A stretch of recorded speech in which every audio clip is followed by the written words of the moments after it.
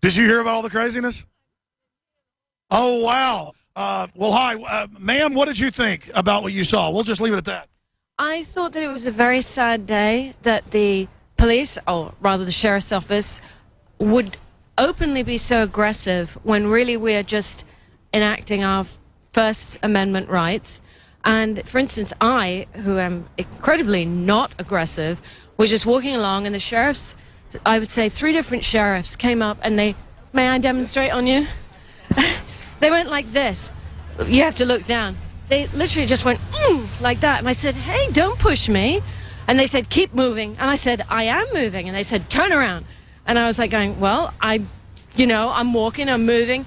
And then again, separate, 2 other ones, push me like that. I'm sorry, I keep shoving him. And it just seemed to me like, why would you be so aggressive? Why can't you just say, okay, everyone, would you mind just going over here? Excellent on your First Amendment rights. How about you stand over there, because we've been told by Homeland Security or whoever told them that you can't be here. Like, why can't they be truthful? Why can't they be polite? Why can't they just be calm? Why do they have to be aggressive? I mean, I was doing nothing, and in fact, when everyone was shouting and going crazy, I mean, to be honest with you, with all love and respect, I also felt that it's wrong to shout at the police, you slaves, you scumbags, because I feel, honestly, I feel sorry for them, because I can't believe that all of them are just dead in the head. I just can't believe that. Sure, well, let's recap from what you saw being here today for the last 2-3 hours then. We come over, it's over. There's been lawsuits filed. They had to let us in. The Dallas police said, yes, you're allowed to go in to the first perimeter, not into the final one. Then that was open for a private wreath laying for folks that don't agree with the official story. So we were supposed to be let in. They let us in. The Dallas police did. And then Homeland Security sent over their auxiliary federalized sheriff's deputies. Well, that's what happened there. Did you notice how they came in and ordered the other cops to stand back? You know, I wasn't looking at that. I was actually looking at each police with my sign, with my First Amendment. I was just trying to gently smile at them, like going, hey, this is for you too, you know. This is for everyone that you love and care about, and you too, because there isn't a police state that's ever been on this planet where everyone didn't get their ass burnt when it really got going. I mean, Hitler's regime, all the original people that were in the government or helping him, you know, in Russia, Stalin, his mates that helped him get it. I mean, you know, you think they might learn that it doesn't actually work. Tyranny just begets more tyranny until everyone's just shooting and killing each other, and it's a terrible mess. And then, thank God, it ends. And I personally, I'm just desperate for the things that are beautiful and wonderful and exalted about the American people. It should reign in this country again, instead of the incredibly obvious criminality that's going on here. I mean, it's like, you know, you'd have to be deaf, dumb, and blind to not see what's happening. So I'm just really proud of everyone here. I don't agree that all the police are slaves. I think that they're under incredible pressure to behave. Peer pressure. Yeah, to behave in a way where I believe that at a certain point they're going to stop behaving that way. And I don't know what will happen then. I guess the National Guard or some other lunatics will come in and kick our heads in. But, I mean, you know, okay, bring it on. But the change must come. And I'm praying for it. Sure, you know, I'm not looking for physical stuff. I want them to be free and happy. But, I mean, I got punched in the stomach first. And so they was all targeted by Homeland Security. Now that I'm not emotional, then I gave in and let them be mean to me and shove some guy's head over and over again into that and punch some person and almost knock a little girl into the ground. But then they chased us around past the barricades and attacked us again. No, but that's the thing is that why do it? They're supposed to be peace officers, not guys being intimidating, pushing a woman who is doing nothing but doing what they're saying, shoving me in a way that if I was in a bar and I was 6'2" and a man, I'd probably get in a fight.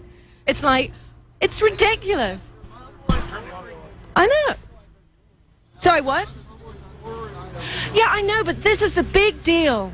When do you actually take on your own ability to think for yourself, even if you're in a position where you're supposed to take orders? When's that point arrive? And that's the point that these police officers need to get to, which is why I feel sad when you guys scream at them, you slaves, you fuckers, you bastards. You know, it's like, I just wish that actually, seriously, I mean, I thought about doing it and then I got shy, but I just felt like saying, listen, I don't know what you're thinking, but please stand up for what's right. They surely know what that is. We're just talking about First Amendment stuff. Well, by the way, the Dallas police, when they came over, were like, what are you doing? They told them to let them in. And the point was that was ordered by the feds, yeah. That's just crazy. Federal building's right there. Crazy. Well, anyway, listen. Here's the top police. Here, hold on. I'm going to go talk to them. No, stay here. Good to see you. No, just stay there. I'm going to talk to you some more. Hold on. I'm going to go talk to them right here.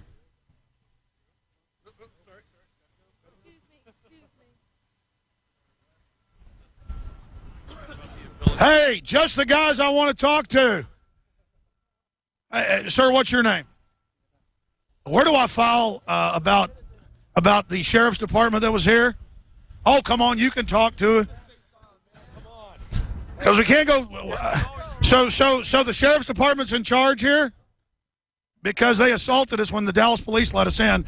We were supposed to be let in, as you know, sir. Oh, come on, you can talk to. You're not ignoring us because You're entering private property. Silence is complicity. Oh, private property. What is this, city property? Well, you're on private property. The imperious nature. I don't know who that guy is. Private property. The Dallas Police Department is private property. Can you hear me, Alex? Masters. Can you hear me, Alex? Yes, David Knight. I got to say, when I'm watching this on television, one of the things that has really been making me angry all day is the attitude we just saw from that cop you tried to talk to. And this is going on yesterday as well. You walk up to them, you ask them a polite question, they just ignore you like you're not even there, like you're treating you like you're trash. Exactly. It's that kind of arrogant attitude, and that's what's behind all this stuff. That's what we've been seeing. I'm not surprised at all to see these guys come out and attack you. They don't treat you with any respect. They have no respect for the public. I agree. Finishing up your point, I'm sorry I broke that off when they walked by. David Knight, my co-host, was just pointing out the imperious nature. I was very polite. I wanted to say I was assaulted, and he literally knew about it because I saw him looking at us out the window all day and pointing at me and waving when he was up there. That same police officer, the guy with 2 stars on his thing, means he rules a third world country. But the point. No, I know. He used disinfo. He said public parking just to get me to leave him alone, like I wasn't allowed to be there, and then shoved my hand away. Wait, I got to ask you a question, Alex. Sure. Why do you think they are frightened of talking to you? Because that's clearly what that is. That's fear, inhibition, unwillingness to communicate. What's that about? Why are they? I mean, maybe that's not a question you can answer, but. No, I know why. Because they're in such a controlled culture of compartmentalization and being dominated. They just are in a position where they can dominate people under them. They get dominated from above. It's all hierarchical. And right, but imagine that you say to him, could you explain to us why the following, whatever your question might be. Why can't he stand there? He is a public servant.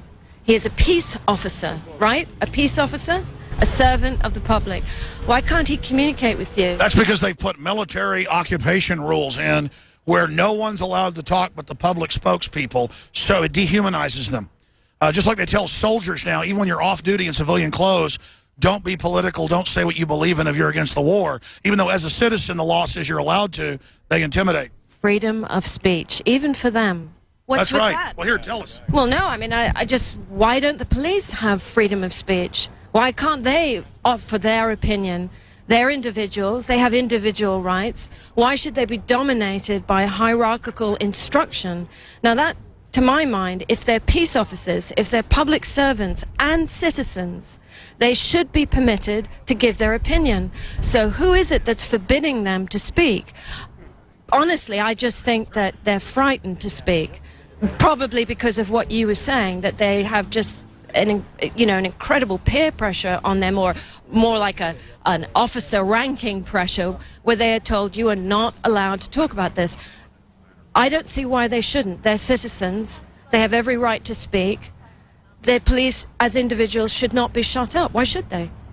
Well, I mean, you talked about throughout history what happens to countries when these police states come in and tyrannies. It just gets worse and worse. In fact, I'm going to steal that quote. Tyranny begets tyranny. I'll give you credit if you want me to, but or I'll sit there and take the credit and say I came up with it. I'm joking. But the point is that tyranny begets tyranny. And then it just spins out of control. Thank fucking God. Excuse my expression. Because then otherwise we'd be just under permanent tyranny. But tyrannies always end, not before there isn't a great deal of suffering. And I'm just hoping that through technology, the internet, the incredible, wonderful, good work that you guys do, and other, you know, independent newscasters and individuals who talk about this and try and do things on a very grassroots level, I'm really hoping we can circumvent what seems to be almost a turnkey totalitarian state that we are just, I mean, doesn't Obama just have to call martial law and then that's it? Well, he's already doing most stuff by executive order outside of Congress, and they've put in the internet kill switch, the total surveillance grid. They call the spy systems they've put in the battle grid. What's it called, David? You were reading it today? The battle grid, that particular spy system that the police use.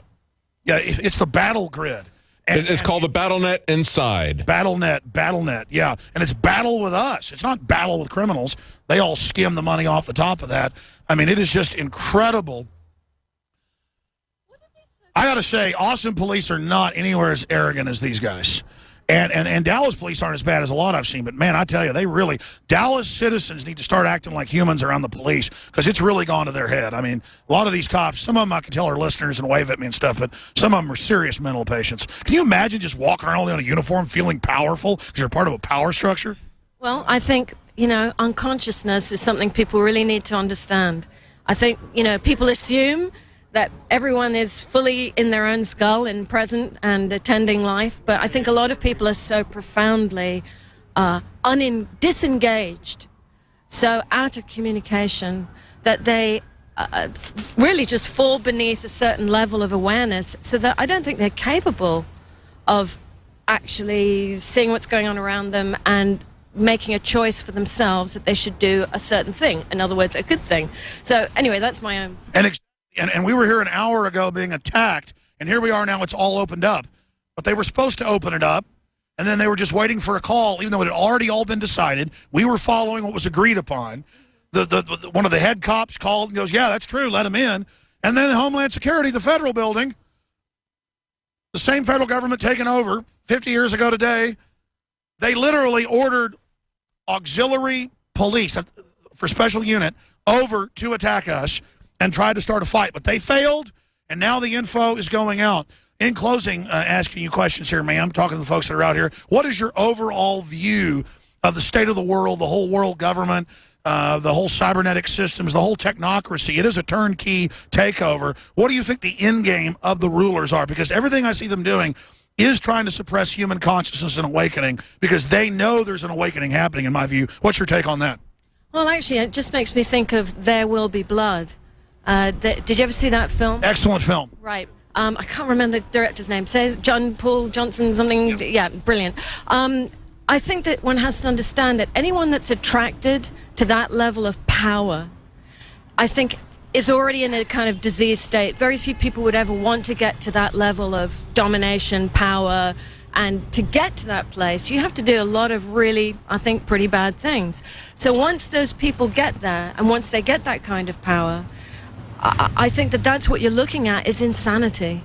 You're just looking at individuals who are insane and so mangled in their souls that they actually have no love or appreciation for the rest of humanity. And I think that is what's happening on this planet, that those individuals have gotten to that level of power, and I think they, you know, keep on going, like the Rockefellers. I don't know how they manage to keep, you know, spawning more evil creatures, but, you know, they do. And up they stay and sit on all of us. And it's repeated itself so many times throughout history. It's just now technology has given them a kind of an omnipotence that is terrifying. And that's why laws do have to be put in place. And when people say, like in England, they say, well, as long as you're behaving yourself, you've got nothing to worry about. But they don't understand that's such a simplistic viewpoint, because the very people that are protecting both intellectual, you know, domains, artistic domains, are the first ones who are going to fall victims to that system. Yeah, of course, if you're just, you know, running a shop, you know, and you're minding your own business, no one's going to come get you. But the people that really keep society moving, keep art free, and really expressing what needs to be expressed, they're the first ones to get it in the back of the neck. And it's not in the kind of obvious way that it used to be, where you just get poisoned, stabbed, or whatever. You get sort of like intimidated, or you get dropped out of a circle of artists that would have otherwise been, you know, backed with money, or you won't get spoken about in the newspaper. I mean, you get, it's a very subtle way of just eliminating you from the scene. But when you have those monitoring systems that we, you know, like the NSA, thank God for Edward Snowden. Bless his heart. Jesus. I mean, I can't imagine the embarrassment. Oh, that was the other thing. How about Obama putting, what's his name? James, what's his face? The head of the NSA? Oh, absolutely. James Clapper. Right. In charge of the independent committee that's going to investigate the NSA. That's like having Hitler over Nuremberg, but expanding on those key points you're making, because you're really on target with that. The bad guys want all the intel so you can't expose their criminal operations, and they use the intel on you, like Google sells the data it's come out to all the shops online, so that when you go to a shop, they know you have more money. The cookie shows it, the prices are higher. Like, I could do that with my shopping cart. I could buy that data, that metadata they call it, from Google, that cookie data, and then when they come to the InfoWars.com shop, it would have a higher price. No, I'm serious. That's one example of what the panopticon technology can do. What did you say, panopticon? It's a French term, you know, for the round prison, and then they would have a tower where the guards could always watch you.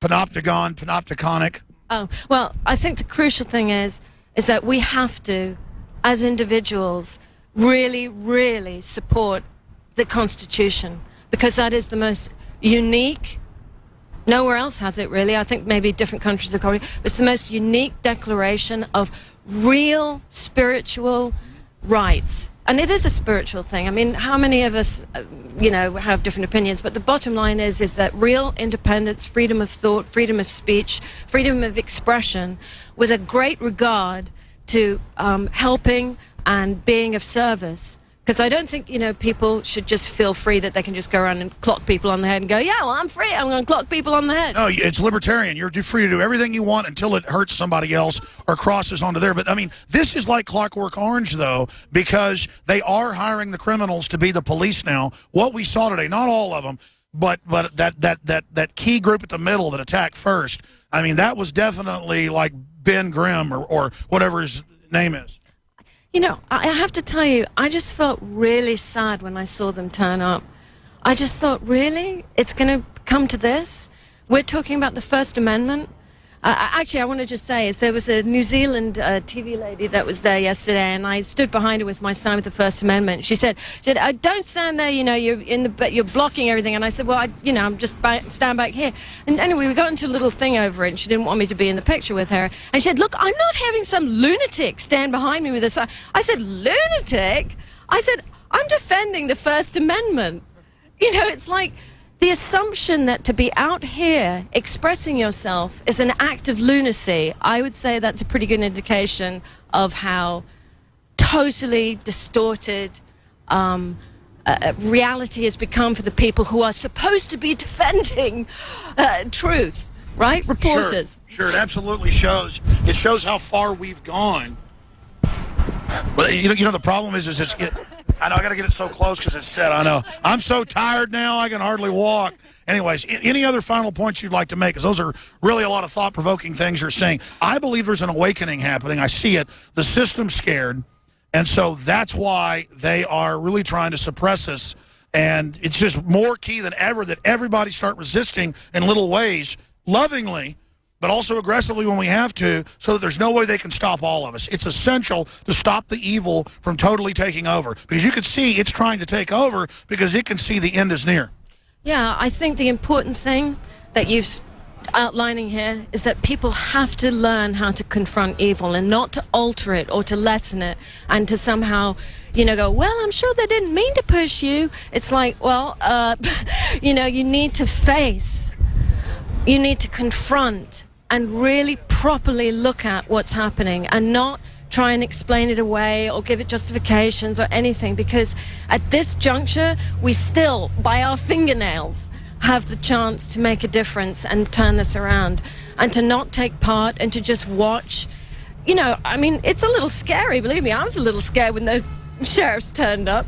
But if you don't stand there and push back, not in a stupid, aggressive way, but if you don't push back, if you don't face it and confront it for what it is, it'll just take over, and then no one will be free. Well, you're right, and the power structure's made the calculation that we're cowards, we've given up, we're going to roll over. They do stuff like that so people don't come out and demonstrate against wars. What happened at the G20? They do that so people see people being attacked, they get scared, so that they can then take over everybody's freedom. That's why you've got to go out and do this and face the fear and get through it. It's actually kind of fun to fight tyranny, so why not? So that they understand that they've miscalculated and that it's going to backfire. But tyrants always miscalculated. Even though they have this mind of God, Google, NSA spy grid, they're not gods. They can't read that info because they're so evil. How could they, who are so unenlightened, ever think that they could read all the data they're getting, because the data only shows that their system's already failing?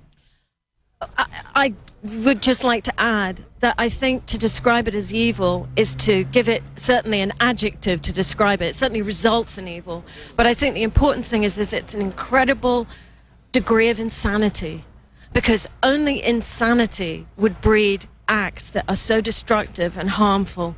And, you know, when you think of the destruction of the animals and the environment and the corporations that just seem to gaily, you know, stride forward through every decade, destroying everything. Why aren't they even worried about Fukushima now when it's melting down even worse? They don't even care anymore. 91% of the reactors are leaking. Insanity. Look, if you're really insane, you have no grasp or care for what's going on. And I think that's what this is. It's like organized insanity, and I think people need to recognize that and realize there's a lot more sane people. I would say there's probably about, you know, billions of sane people on this planet, and just a very few nutters. And it's those nutters that have to be regulated, because obviously one can't just sort of like blow them off the face of the earth, which, you know, I wish a couple of angelic beings would come along and go, "Ooh, you're really crazy, right, off the planet you go." But those bad guys are here to test us. I've no idea, but what I would really like is regulations and laws, because those work pretty well. Right now we've had those laws and rights and the Constitution blown away by the, you know, Patriot Act. That's right, they've gotten rid of the good laws and put in all the tyranny. Right, and I think that we've got to try really hard and pay attention and spend an hour maybe every day looking online and, hey, let me help you. And actually, you know, do your research. Well, you know what you're doing with that equipment. I do, but that was just a cable. Anyway, I just really implore people to really just pull their finger out and do a little bit of work. That's your job now. You know, it's a new job. It's not enough to be a citizen, because there's too much organization to dismantle your position as a citizen. You have to do something different now. What? Oh, that's key. They're trying to dismantle our real citizenship and our machinery of freedom. And so what do we do? I think we actually have to take on, and this is the hard part, everyone, you're going to have to operate using your own awareness, your own, you have to think for yourself, and you have to dig down deep into your soul and work up enough courage to do things about it. Even if it's just you sign some petitions, you listen to Alex, you know, for instance, The Guardian. What's his face? Granwell. I mean, that guy. They may arrest him when he gets back to the U.S. I don't know what to say other than it's just so insane. Everybody should be rallying around him. Yes, absolutely. Edward Snowden, I love you. I think you're an incredibly brave man, and anyone who says that you aren't patriotic, well, you're not thinking for yourself if you say he's not patriotic, because he's actually... Look, the German government, right? They've all issued themselves encrypted cell phones now. Even they're bloody pissed off at being monitored. Well, that's the thing. You get rid of checks and balances and freedom, it always blows back. The tyrants, you don't escape it. You've got to give everybody a respect and liberty and freedom, because your kids have it too. When someone robs your neighbor's freedom, they're robbing your freedom.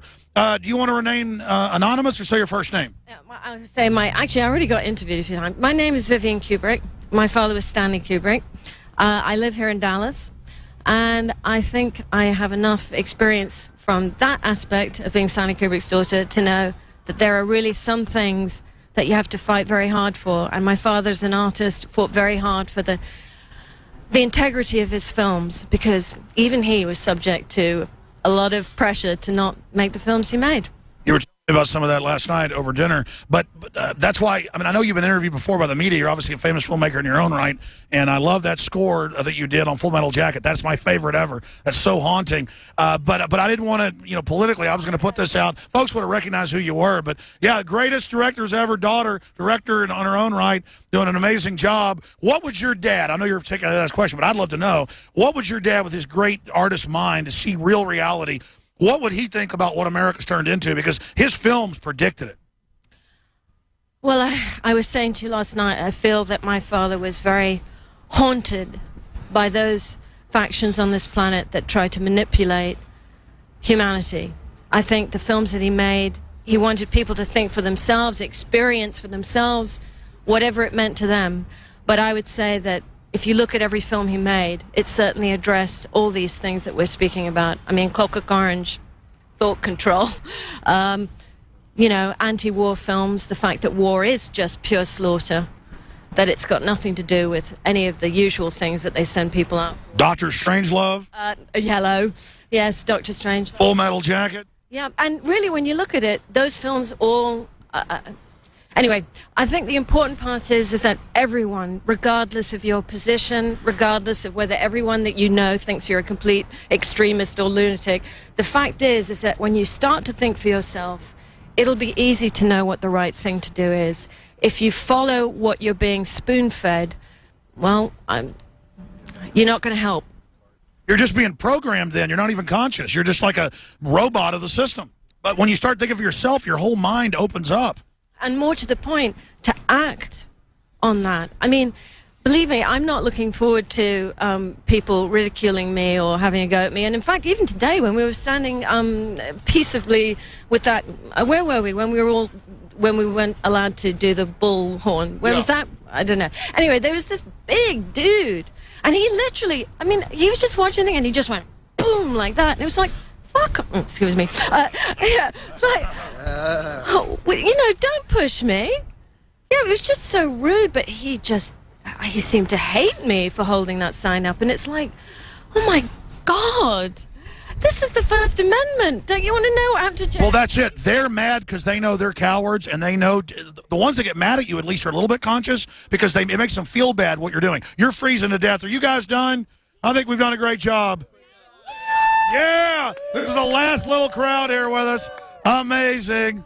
All right. Well, that's it, folks. You're doing a great job. Hey, you guys want to go down to that deli down there if it's open and get a cup of tea? Yes. Let's do it. Let's do it. All right.